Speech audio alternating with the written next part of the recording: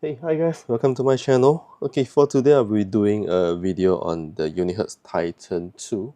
This is, you are familiar with the Titan 2 already. Okay, so it's been a while since I've done the phone video. Not too sure how well it will go. Okay, so for background standard, a lot of people on the Reddit and Facebook group or people who know UNIHERTZ generally, they are fan of keyboard phones, so been using some of the keyboard phones since many years ago. Okay, so but one thing I just want to take note is that when we look at the older BlackBerry and stuff, even for the smaller models, these are the very small models, and up to the clones, so the Motorola clone of the BlackBerry, and to the passport size, and where's my key one, and the key one, there is one similarity between every single BlackBerry devices or phones that takes inspiration from BlackBerry is that even for the Droid series, we have the exact same key height. So we are talking about the OG Titan. So they are using the exact dimension for the height for the keyboard, and that goes the same for passport and everything down to even the smaller what is this this the bowl, the smallest one. They are using the same key height. So what is different is the width and the layout. I'll be doing another video specifically talking about keyboards, physical keyboards in general, specifically for the Titan 2 and some of the issues we face and some tips and tricks that we can do on the T2. Okay, but one kind of keyboard, for example, the Minimal, right? These are the raised and separated keyboard, similar to the Q5 and all the older BlackBerry models. Okay, so I've been using the Minimal for a bit. I only lasted 28 days with it, and I have to change back to a standard slab phone. Okay, it's because the keys are actually square and sharp. So when you're typing and moving around, your fingernail will get caught, or your finger will get caught in between the keys. Whereas BlackBerry has done a very good job of making them very smooth, and I mean there's a smooth rounded corners for this. So I am actually going to use the T2, or I'm already using. I've been holding on to it for about 10 days. I'm not too sure, but I'm always using the keyboard phones as my primary phones, and we have a secondary phone for everything else. Okay, the reason we can do that is because for my primary phone, I only use it to call, text, and I spend all my time on social media on the primary phone. The secondary phone basically houses my work account, but I need the bigger screen for work purposes. Why not using the Titan for work is because when you want to show content or you want to send stuff, edit stuff to send to customer, a bigger phone is necessary. Okay, so camera on the Titan 2 doesn't bother me. It works well. But we have a phone for that, proper phone for that. Even if we need video recording, I'm recording on the Pocket 3. But if we need like proper photos, we have cameras. Okay, so I have also linked my WhatsApp business account from my work to the phone itself, because WhatsApp business allows for 4 users at the same time. If I need to take physical notes, I have my note taker. And if I want to do full spreadsheet and everything, I have my GPT Win Mini. So this one has a touchpad. You can actually do a full, it's a full productive machine. And if I used to thumb typing, right? Okay, the height of the key are the same here also. This is a fun thing to know. But this is a workhorse. You can do full work on this. If you want to do games and contents, we have tablet for that. So the Astra, we have the tablet for this kind of thing. Okay, even for reading, we have e-readers for that. So books and mangas and PDF files. Okay, so one complaint is that the notification light is missing from the T2. This one I understand because we have been using Blackberries and even the T1 for so long. It's useful to have. I don't really miss it that much because basically we have a smartwatch for this kind of thing, and the back screen I don't think is really useful also. Someone on Reddit posted a function that I think is alright, to replace the clock screen with a payment QR. This is my payment. Don't go and scan it. This for my work. But we have the notification LED right here. It doesn't really work well, but I would say still some use for it. Okay, one more thing people complaining is about the sharp corners. I'm using the case. I have to use it. If you look at the condition of my older phones, you understand that I don't really take care of stuff. Especially my T1. Basically everything is falling apart. Okay, but sharp corners, we are not new to it. This is red magic. I actually love the sharp corners. I love the squarish form factor. Okay, so one thing we take note that the build quality is very good, very solid. It's actually quite thick, but if you compare to the minimal phone, it's not that much far apart. Yeah, but obviously you can feel it in your hands. Nothing else to say about that. Okay, one thing about the keyboard it feels great, types great also. But one thing about the keyboard is that if you have sticky fingers, you press it on top and you remove it.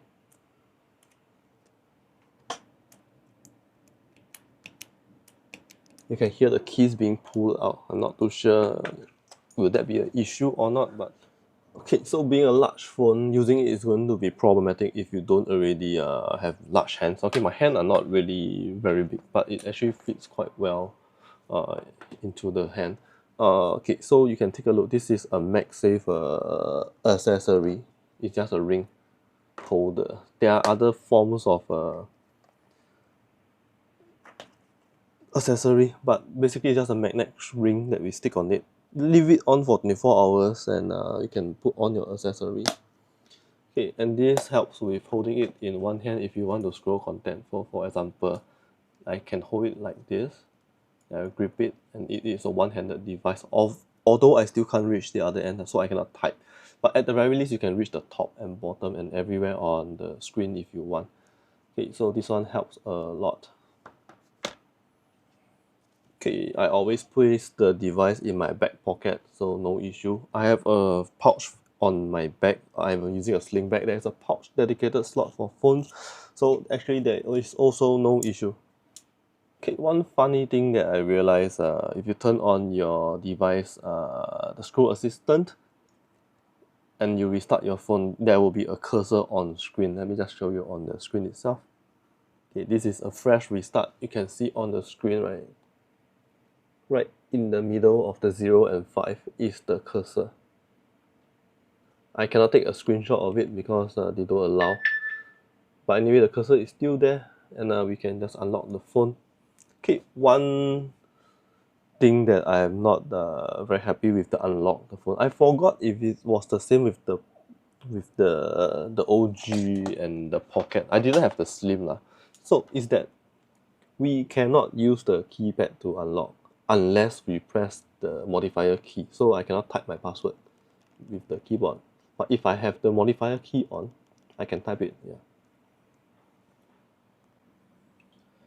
So that was just a small complaint, no issue. We can always just use the on-screen keyboard for that.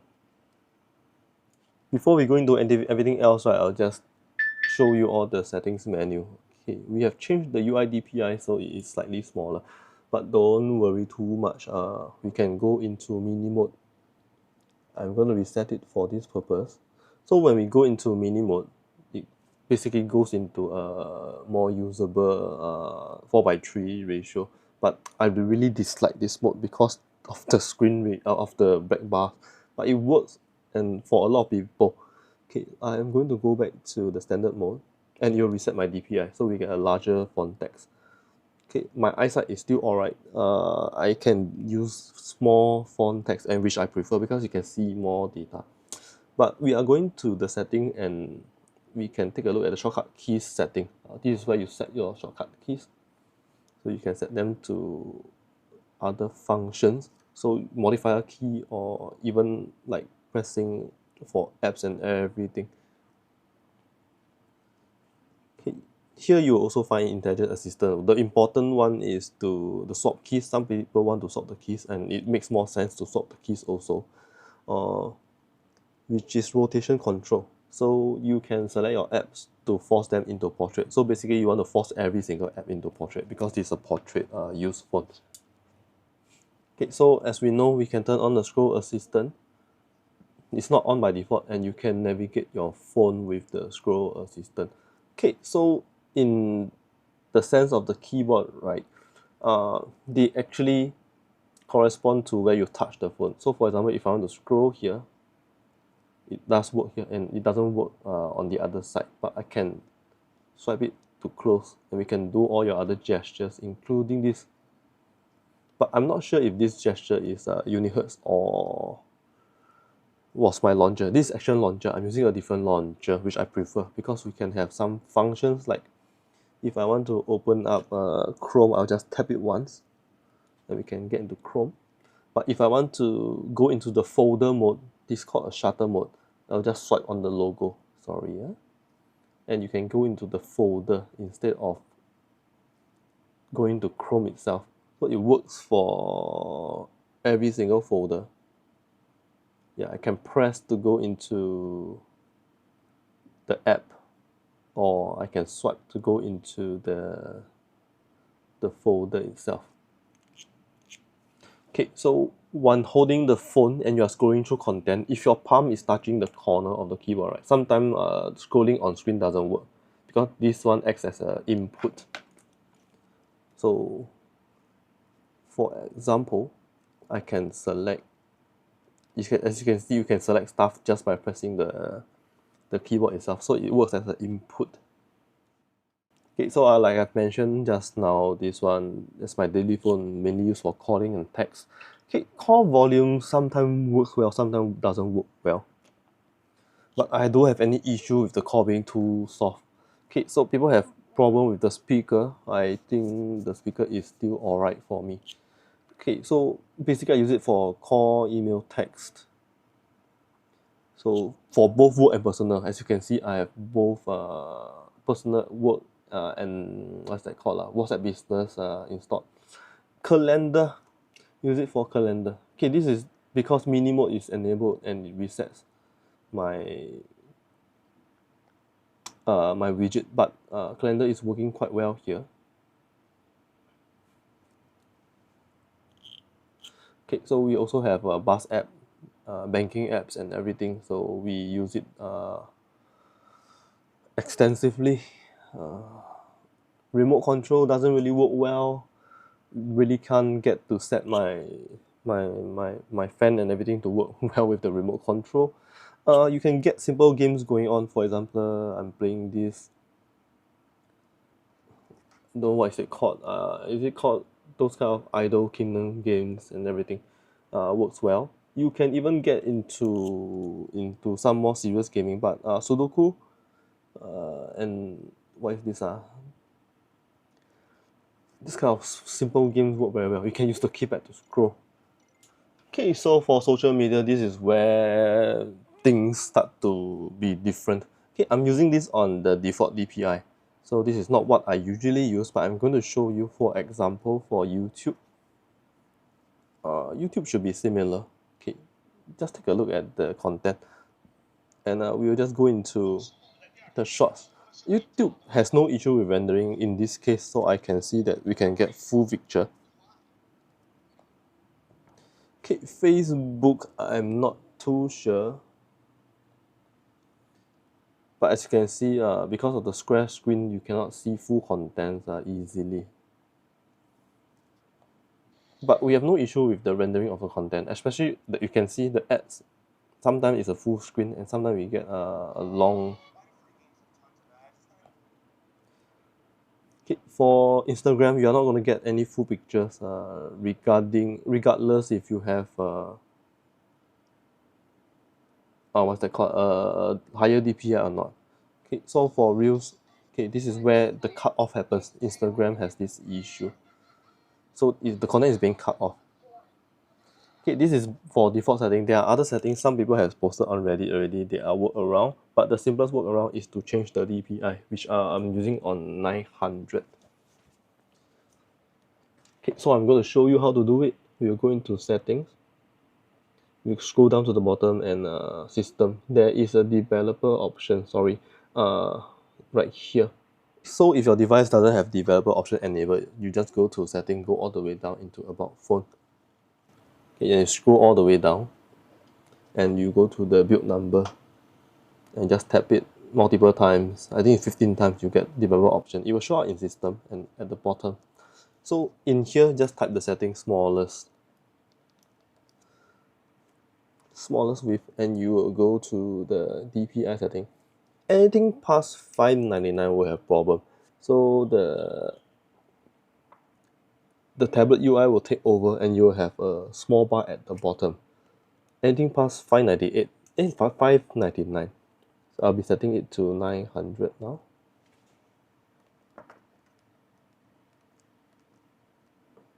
Okay, and you can see everything goes very small.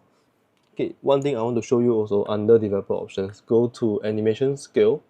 You want to do it to be 0.5x so you can have faster animations. Let me just show you. If I do 1x, it will be slower. So it will give you a false sense of it's a false sense that the phone is working faster.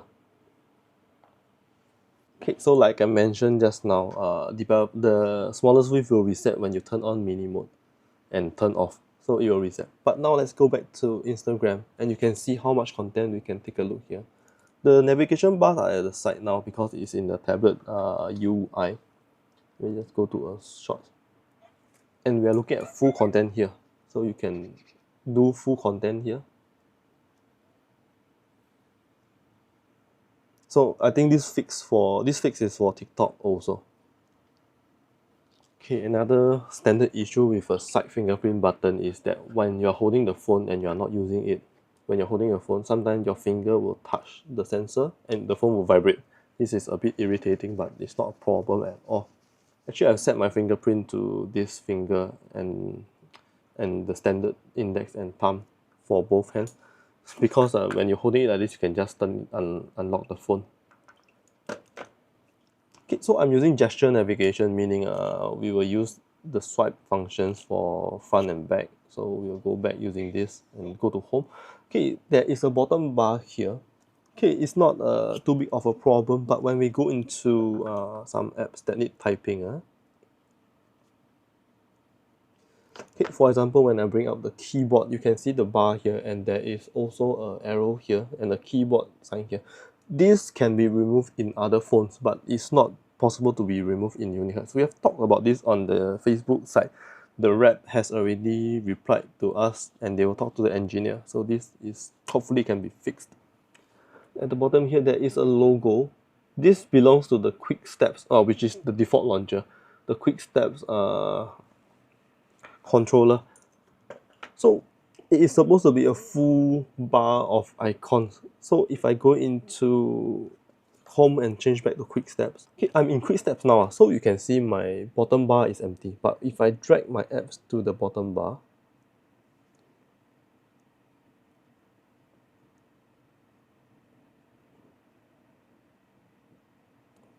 and I go into an app, you can see the thing shows up. Sorry, the logo shows up here. It is hidden now because we are in full screen app, but if we are not in a full screen app, for example, we are in Play Store, it will be perpetually there. So this is irritating. The way to work around is to actually just remove the icons, but you will be left with the search button, which is still irritating, but less it will be less in your face, which is we have no choice yet. So currently the small logo is there. Battery life on this has been wonderful. Definitely a full day device. We always have about 50-60% left over at the end of the day. I am not too sure how it will hold up, but currently we are very happy with it. As most people know, there was a lot of issue during the launch when people first received their device with the ghost touch thing and the smallest width bug, and it was actually very quickly dealt with. So within a week, we got our day one patch and everything works well. Oh, I don't expect them to be so on the ball, but it is a good sign that they are listening to, they are actually looking at problems and trying to solve them with us. The rep is very, very responsive on Facebook. Okay, here's a small Easter egg for you all. Somebody also posted the Hyperdroid launcher, which is a very fun launcher which looks like a Windows device. Works very well in this form factor. Okay, so this one is fun because it is like a sandbox. So the writer tag people are going to be very happy. So this is like a sandbox. So this thing exists inside of the app itself, whereas you can still access your standard apps. Like you can do a new notepad and you can do new folders and they will actually just exist inside the launcher. Okay, so this is just my impression of the Titan 2. Okay, well, some of things we didn't manage to go in depth, but I still hope the information will be helpful to some people. Of course, you can ask me questions. I will try to get them answered for you, or try to help you out if I have the capability. I'll be making another video specifically talking about the keyboard for the Titan 2 and some of the issues we face, some issue that we tried to have a workaround